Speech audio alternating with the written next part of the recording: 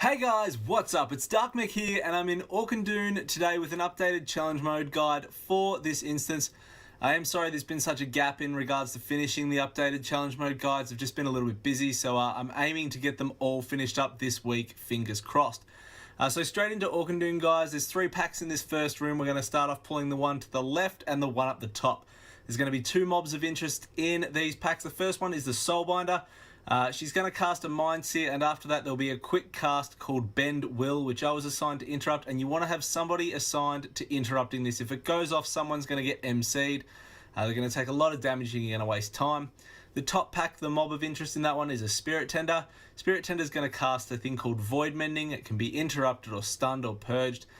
He'll also cast a thing called Void Shift, which will swap his HP with that of another mob. So you just want to try and stun them, get them down as quick as you can. Once the 2 named mobs are down there, you want to move into the third pack over here, which is going to have the name mob, a Cleric in this one. It's not really a named mob, but the Cleric's the mob of interest. And the Cleric's going to cast a mass Void Shell on all the mobs with him. What you want to do is you want to remove the shell from the Cleric ASAP. If you've got a mass dispel, you can use it and get rid of them all, but get rid of the Cleric one, Hunters, Shamans, etc. And get the Cleric down as quick as you can. Something for the tanks and melee DPS.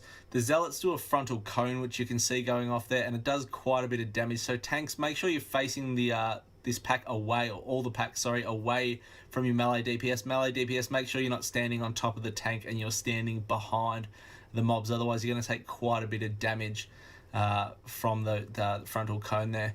So then we're on to the first boss. We're all moving to the outside, as when the roof caves in, if you're on the inside of that circle, you will get stunned. So move to the outside. Our healer swaps to DPS.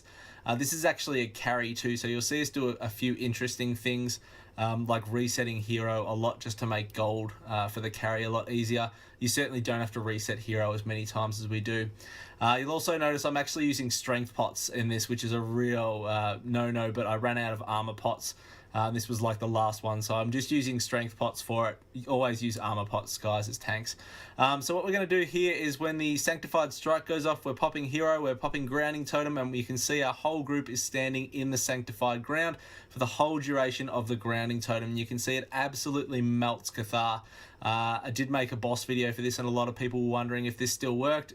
Here it is. This was a couple of nights ago. It still absolutely works. So we've got Mix, Juice, and Keta all dying to reset their hero debuff here. Again, you don't have to do that, but that's just what we were doing to get through this a lot quicker. So Grounding Totem, that makes life a hell of a lot easier. So we're going to go to the corridor now. There's 5 packs in this corridor. We're going to pull the first 3 packs in together. Now the first pack you can see is an Arbiter to the right, which will cast a thing called Arbiter's Hammer, and we want to Dark Sim that and use it. But what we're going to do is we're going to pull this first pack. Someone's assigned for us to interrupting the first Arbiter's Hammer because we're running all the way up the hall. So we're going to come across a Magus, which do the Arcane Bomb, which are the purple orbs that come out or out. You can use AMS or a Diffuse Magic to soak them up if your melee's having a hard time dodging them or taking a lot of damage. They'll also cast an Arcane Bolt, which you can Dark Sim, but we're after the Arbiter's Hammer, which you can see that I've got here. A way to not get stunned with the Arbiter's Hammer, guys, is pop your Dark Sim or pop your AMS, then your Dark Sim, but make sure you've got AMS up when the Arbiter's Hammer is going to hit you. That way you'll get the hammer and you won't get stunned. The other mob of interest in this first 3 pool was the Soul Priest. Cast a Shadow Word Pain, which is dispellable and does a fair bit of damage. Also cast a Fear if you're standing in the black stuff on the ground, so obviously just try not to stand in the bad stuff. So then we're going up to this next pack of 3, which has got an Arbiter, a Magus, and a Defender in it. And once again, guys, we're aiming to get the Hammer. So you can see I've got the Hammer there. I'm going to use that. It does a fair bit of damage, and it also stuns. You can see the damage on the left there reeling off. It is really worth getting if you can. And once again, just trying to avoid the purple orbs. You can see I'm taking a few to the face there, which was pretty bad. And what we're going to do is we're going to try and leave the Arbiter up to get the Hammer to go into this next pool. So we're just waiting on my Dark Sim here. And again, I actually get caught by the hammer this time. I should have popped AMS first and then the Dark Sim. I wouldn't have got stunned. We would have already been on to the other pack too if I had have done that. So just remember, pop your AMS first if you're in a situation like that, then your Dark Sim. So this next pack is quite a difficult pack. If you've got Army though, it becomes ridiculously easy.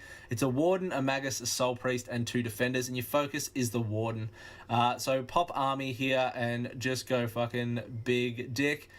Stuns, again, you will get gripped in. There'll be a purple puffy cloud of shit on the ground. Don't stand in that. You really shouldn't have too many issues with that pack. And you can see it does help to have a Windwalker like Mix in the group doing fucking 130k DPS on pulls like that. But if you've got army, you really shouldn't have too many issues on that. Make sure you're pre-potting as always, guys. Pre-potting in challenge modes a huge advantage, so make sure you're always doing that.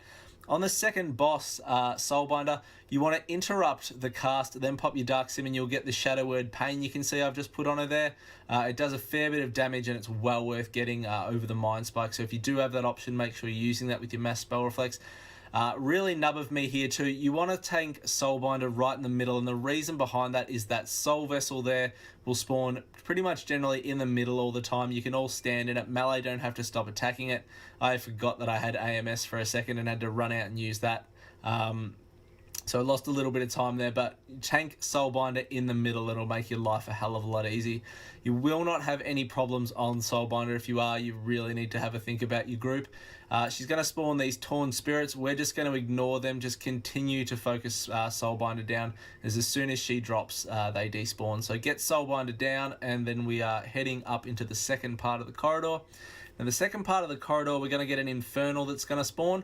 And what we're going to do is, you can chain roots it if you've got a Druid, but what we do is Keta and Mix and our carry are going to work on the Infernal, and Juice and myself are going up here to get these pyros. So you can see I Dark Sim the first Fel Blast and it does an absolute shit ton of damage, and then we're just onto the second one. So again, make sure you're using your frag belts, your stuns, whatever you've got. The Fel Blast, if it goes off and hits someone without a reflector or a grounding totem or something like that, is going to probably one-shot them.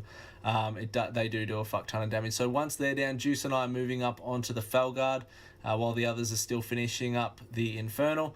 With the Felguard, guys, just make sure you're facing away from your DPS. They'll do this Fel Stomp. Here it is here. You just want to strafe out of the way and move back. If it is pointing at your group, though, you will most likely kill someone. So I just face him into the wall. You can see the others have finished up on the Infernal now and have joined us up here. And again, just making sure that the Felguard is facing away from my party. So all you've got to do is Fel Stomp comes up, strafe out, strafe back after the stomp. Pretty easy, and you shouldn't have too many issues. The next pack can be somewhat difficult. It's 4 pyros.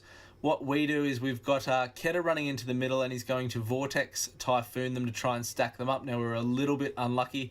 I was going to run in and grip this one. I get hit by a Trickster. The Tricksters are a giant pain in the ass, guys. And you really just want to make sure that you're avoiding them. Again, stuns, anything you can do to lock these guys down, because as I said, if those Fel Blasts do get off, they will pretty much one-shot you, as you can see, which happened to Keta there. If you do have a Hunter, you can send them in with the double deterrence glyph. They can deter in the middle, reflect the first one, then deter again and reflect the second one, and they're all nearly dead after that. So then we're on to this next room. Now this is probably the best pull in the instance. It's 6 pyros and 3 Felguards. What we're going to do is we're going to run into the center of the room, drop a defile, target ourselves, and we're going to group everything up.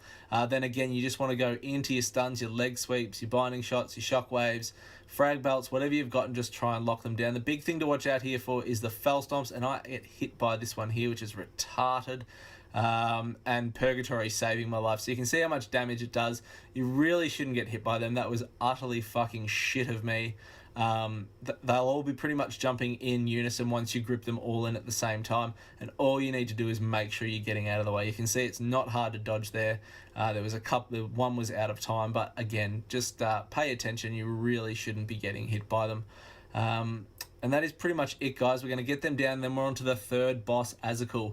Now, the big goal for Azekul, and what you really want to do to make your life easier for gold, is to be able to one-phase this. So again, we've got our Druid switching in to DPS, and I think I've got like a couple of armor pots left that I've cracked out for the end here. The armor pots are a huge advantage over the strength pots, guys, so make sure you do have armor pots, and don't be like me. So as I said, guys, with Azekul, we're going to pop hero for our guys that reset their hero debuff, and we just want to get that down in one phase. If you do get a phase change, you're going to have to deal with the imps and a Felguard.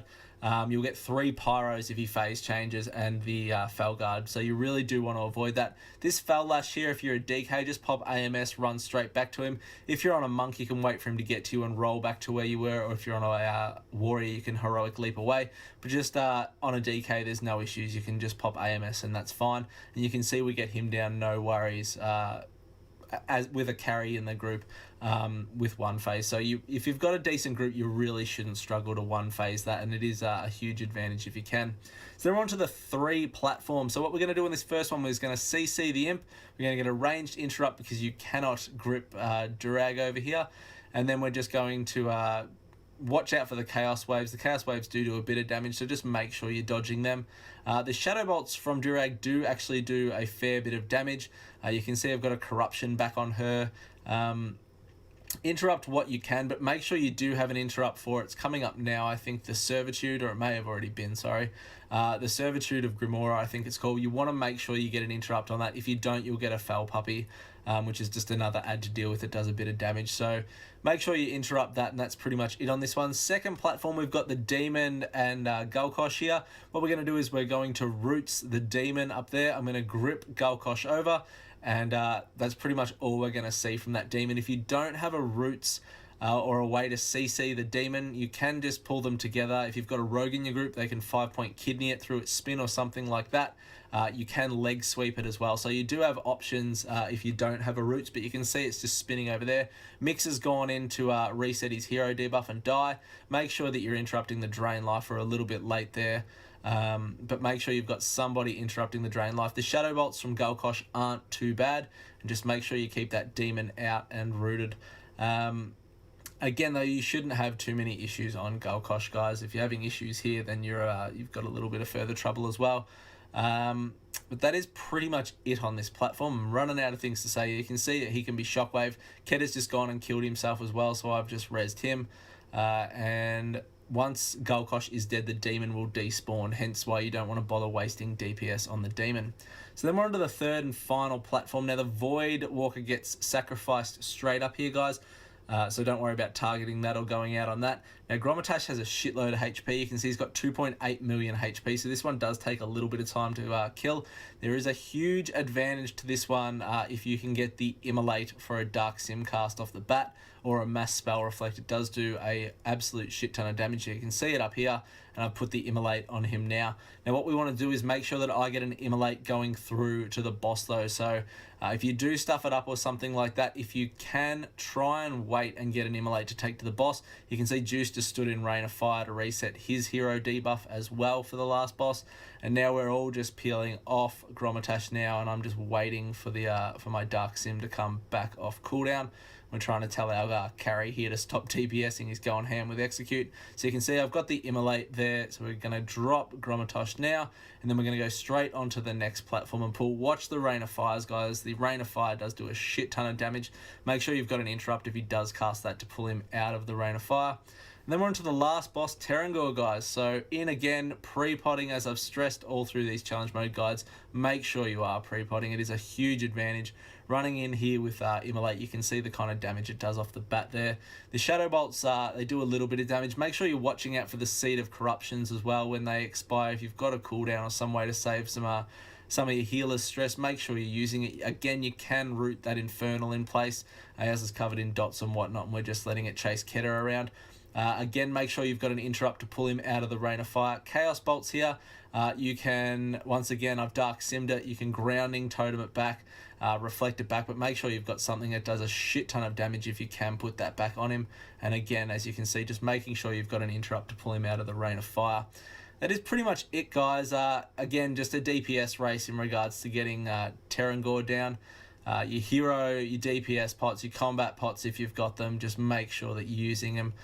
If you don't have a Reflect or a mass Reflect or a Dark Sim or a Grounding Totem for the Chaos Bolt, make sure you're interrupting it, because that'll pretty much one-shot you as well. And that is pretty much it, guys. That is the updated guide for Auchindoun. I hope you've enjoyed the video. If you're new to the channel, please give a like and subscribe. And I'll hopefully get the rest of the updated guides out this week. So thanks very much for tuning in, guys. I'll see you all next time, and see you later. See ya.